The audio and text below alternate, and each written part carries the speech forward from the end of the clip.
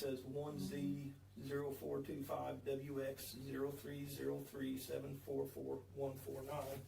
Now I never look at those. Yeah.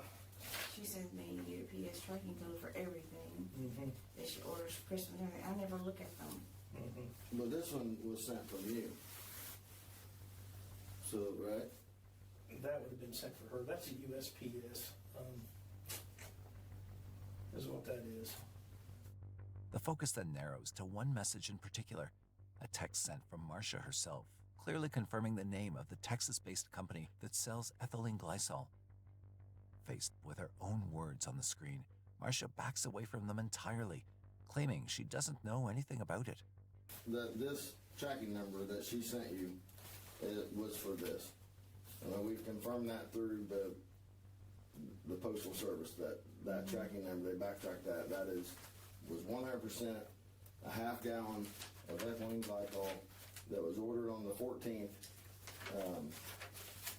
And they probably have the time on here somewhere, I'm sure, but it's probably going to be right around the time that she sends the tracking number to you, and is ordered with her phone number and sent to your address. And then after that is ordered, there's no talk before this order. After this order, there's a lot of talk in these messages, almost daily, of has the package arrived yet? It's not like has the packages, like more than one. It's just has that package arrived yet? And then specifically on the 17th, where he was going, there was more talk about something was happening, and then that you guys maybe thought that the order was coming, and then she wanted to know about slushies that night. That seems a little bit odd to me, considering that we were just talking about an order of ethylene glycol coming. Yeah, because she's made them before and I haven't. Yep. And said you sent a picture of 7.5 ounces per can. You said these were 7.5. She asked if they have bigger, or she says they don't have bigger, LOL. And she says we'll get a couple 2 liters. As detectives review the messages more closely, one detail stands out. Marcia and Ashley repeatedly mentioned giving Harold a root beer float. On its own, it sounds harmless, but placed next to the poison purchases and planning, it starts to point toward how the ethylene glycol may have been administered. That's why we're concerned, because there's the root beer floats is confirmed in your text messages, and then there's the ethylene glycol that was ordered and sent to your house, and you say you don't know anything about that. No. What are foxglove seeds? Even as the messages are read back to her, Marcia doesn't budge. She redirects the blame to her daughter. I know what foxglove is. What's foxglove? That's a plant that's around different areas. Okay. I think that's what it is. Okay. Because at one point... Did anyone ever come into contact with any of that stuff or anything? No. No one ever come in contact with it? She, like I said prior, Ashley would ask me about different plants that were poisonous, afraid that they would get into it, or because Violet was too little and she didn't know what it was when they went places. That's fine. You want to just do it in your office? Sure. Okay. We'll take you into his office. You just want to put your body camera on.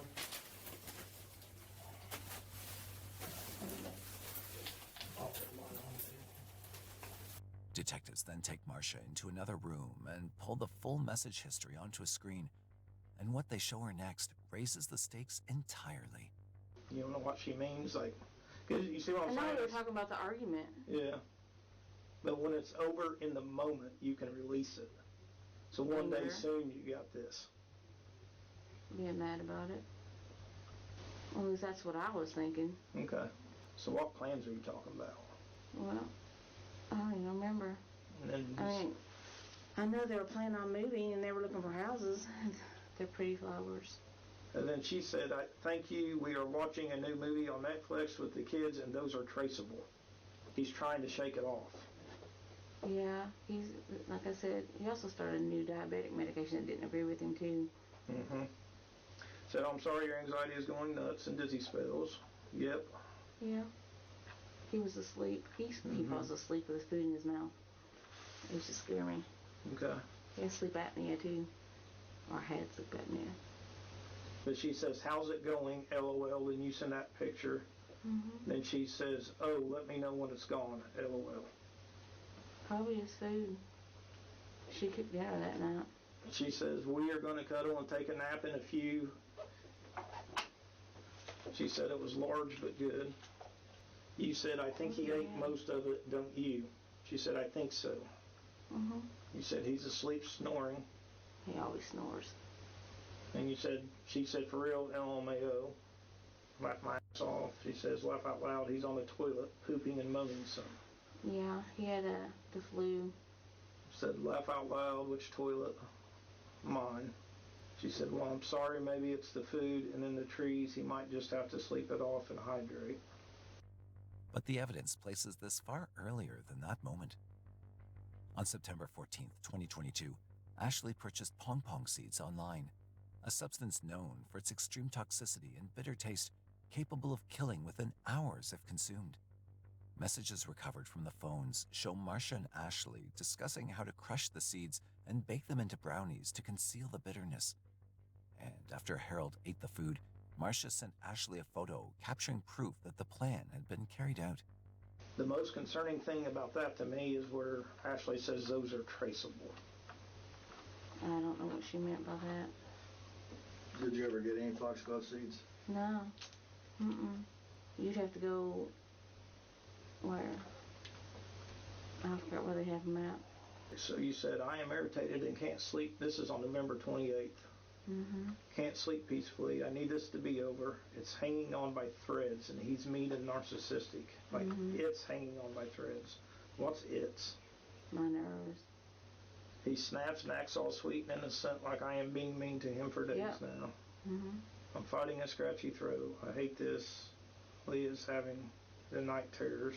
I wish you could go away for the night or nap at Nanny's and come back, not to look too crazy, laugh out loud, and he's an ass. You've been so nice. And then she says, and it is hanging on by a thread. It's so long because he's big. Moves slow and has to build. And you say, I wish it would reach its climax and be done, LOL. She says, agreed. She said, close though, it's sentence than that. You said he's snoring on and off. If he moved around, it would go faster. Yes, if he got moving, it would be faster, but we know he won't. You said, no, he has never moved much. And you start talking about food, mac and cheese. Yeah, he was sick, and I wish he would have worse. Yeah, mainly diarrhea for days. Investigators aren't persuaded by Marcia's account. The messages reveal a colder reality, not just frustration over the poison failing to work quickly, but anger that Harold was no longer bringing in income. The messages show growing impatience. When the earlier poison fails, they move on to another. This time it's water hemlock, a deadly toxin, ordered and rushed to the house. As it's prepared, Marcia even warned her daughter about handling the poisonous root. From here, the investigation accelerates. Detectives obtain Harold's hospital records. With no arrest warrant in place, Marcia is allowed to leave while Ashley is brought in for questioning on the charges of burglary. Do you know anything about the ethylene glycol? No, sir. Okay. Ethylene glycol was ordered. Ethylene glycol is like a chemical. I believe my understanding is it's like an ingredient in antifreeze. Okay, so that stuff is ordered on December the 13th. Like I said, it arrived at your mom's house on December 19th. It has the mailing address. I believe is the correct address out there. Is that right? I think so. Okay. So it has that mailing address on it.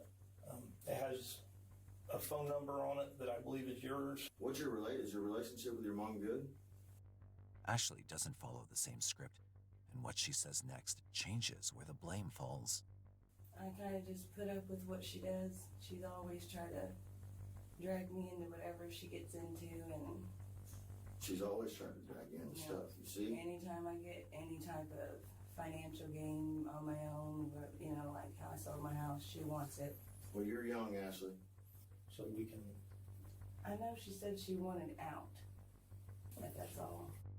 During her interview, Ashley distances herself from what happened, but the text messages tell a different story. one where she plays an active role alongside Marcia. But the text messages don't look good, but then there could be explanations for those messages, like if you're not knowing, you know, what's going on or whatever, so that's one thing. But if you do know, then, you know, that's really important, because there's, like I said, there's a mountain. I wanted to know, I mean, if it's not good or whatever, would she ultimately blame this on you to get out of it? Oh God, I'd hope not, because I didn't do it. My mother did. Honestly. Okay, so your mom put it in there because she wants him gone. Yes. Okay, so she puts the ethylene glycol in there. She had you help her how? She would just have me get her information on things. Okay, so my question is, did she ask you to help by placing the order for her?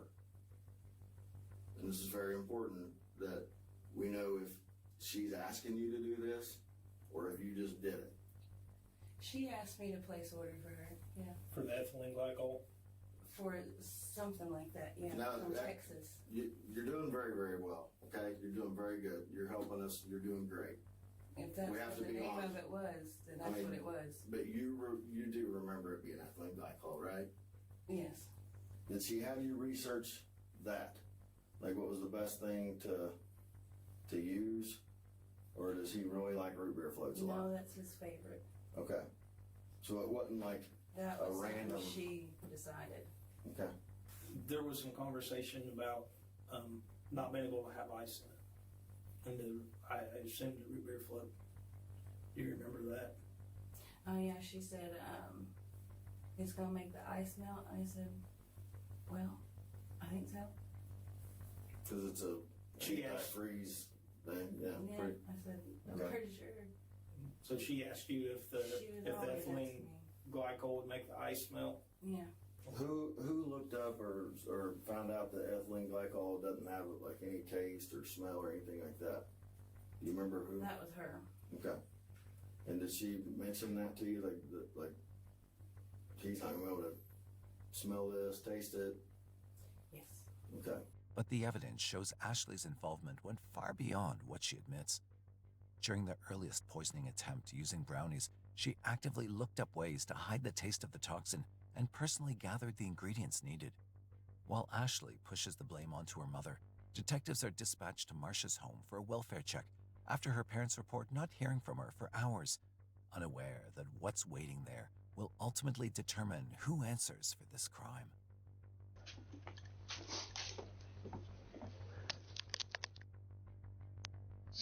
I'm on, yeah. I'll tell him. 3611, can you put a 1052 on standby this location, please? We need to keep them back. That's what I told them. I told them they wouldn't be allowed to come up here until we found out. Well, they can come up here, I I think I we don't- know what we're getting ready to find. Marcia is found dead, her life ended by her own hands. And in that moment, everything shifts. The woman Ashley spent the interview blaming is suddenly gone, leaving only one person to face what comes next. After your mom was here yesterday and spoke with us, we got a call to go check on her welfare at her home, and she's passed away. What? She passed away. What happened? Without going into a lot of detail, What you can tell me?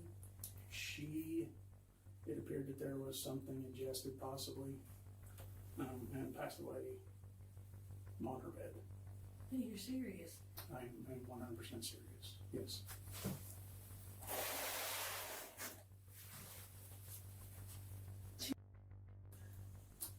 That is what we. What you think? Anyway, That's what we believe happened. Yes.